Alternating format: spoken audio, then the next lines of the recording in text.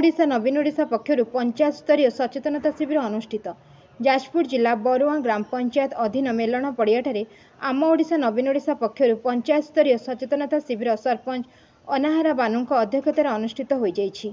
एही कार्यक्रम में पूर्वतन अध्यक्ष प्रदीप नायक सभापतित्व में अनुष्ठित सभारे मुख्य अतिथि भाव समाजसेवी कन्नट किशोरी दास, सम्मानित अतिथि भाव ब्लॉक अध्यक्ष सोनलता परिड़ा, जाजपुर जिलार दलीय उपसभापति गणेश चंद्र महाकूट, ब्लॉक सभापति परेश विश्वाल, जिला परिषद सभ्या सुनीता राउत, पंचायत पीओ नोडाल अफिसर अभय कुमार दास प्रमुख जोगदे प्रथमे प्रदीप प्रज्वलन करने पर कुनी कुनी पिलामानक द्वारा स्वागत नृत्य परिवेषण करा जायथिला। सरकारक उन्नतिमूलक योजना संपर्क में लोकंकु सचेतनता करने सह आगामी निर्वाचन में दल को दृढ़ मजबूत रखा लोकंकु परामर्श देते। दल पुणी सरकार गढ़ा निश्चित बोली कहते।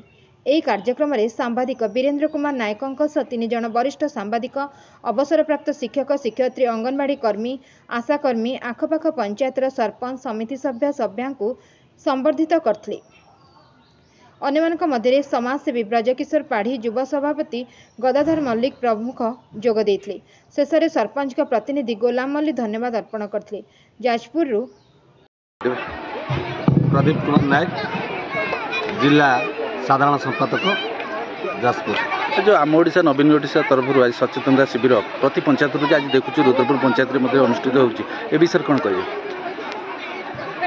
यही माननीय मुख्यमंत्री आम ओडिशा नवीन ओडिशा सचेतन कार्यक्रम जहाँ जन्मठू मृत्यु पर्यंत जो योजना माननीय मुख्यमंत्री कर उद्देश्य जातिर पिता महात्मा गांधी स्वप्न थिला स्वराज्य गठन करवा, जहाँ आज ताको माननीय मुख्यमंत्री साकार करुछंती।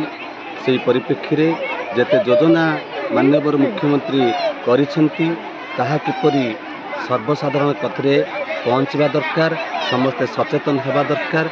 से ये प्रयास एवं प्रभात पुरुष विजु बाबूंकर जो स्वप्न थिला माँ को सम्मान गाँ को काम ताहा आज से करुछंती सचेतना कार्यक्रम माध्यम रे।